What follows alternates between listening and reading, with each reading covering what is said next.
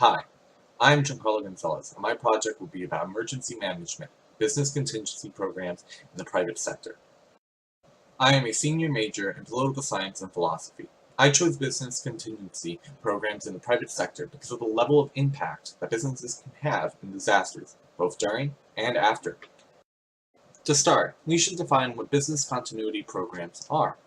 Dr. Dominique Elliott defines business continuity management as a holistic management process that identifies potential impacts that threaten an organization and provides a framework for building resilience and the capability for an effective response that safeguards the interest of its key stakeholders, reputation, brand, and value-creating activities.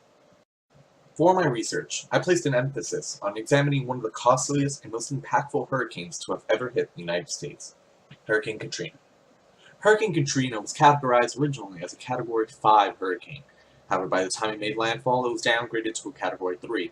For comparison, I've placed a small graph that illustrates potential damage that could have arisen from different categories. Though the storm had weakened, the damage it caused to New Orleans was unprecedented. Though the city of New Orleans likely suffered the worst fate, none in the region were spared.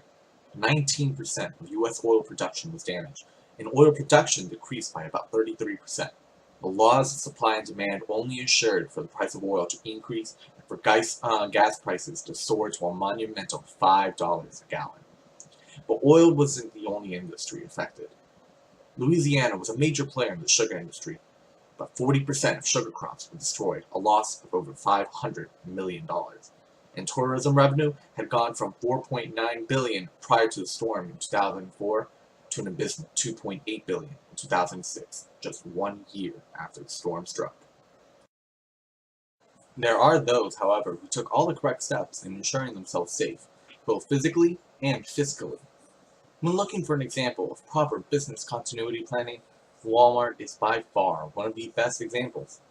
Under Jason Jackson, a then director of business continuity, he was able to go through great lengths in both preparation and execution of his plan. Having sent key emergency supplies to certain staging areas, he was able to take immediate action in transporting these supplies wherever needed. They did all of this while coordinating with the local police forces and establishing a logistical supply chain of importing goods like food and water. Within 4 days, all but 15 Walmart stores had reopened, allowing many to regain supplies. Although Walmart is an excellent example of how to perform proper business continuity, seldom are there businesses that have the resources, experience, and leadership to do so. In fact, over 7,000 businesses in New Orleans alone have been destroyed or put out of business as a result of the storm, many of which were completely unpreventable, leaving little for business continuity. Some, however, did have the capital necessary to survive the initial storm, and with proper business continuity planning, survival is a definite possibility. But that does not discount small and local businesses from also performing business continuity. The reason being is that though hurricanes cannot be prevented, proper planning can help in the mitigation of damage inflicted and ensure minimal losses.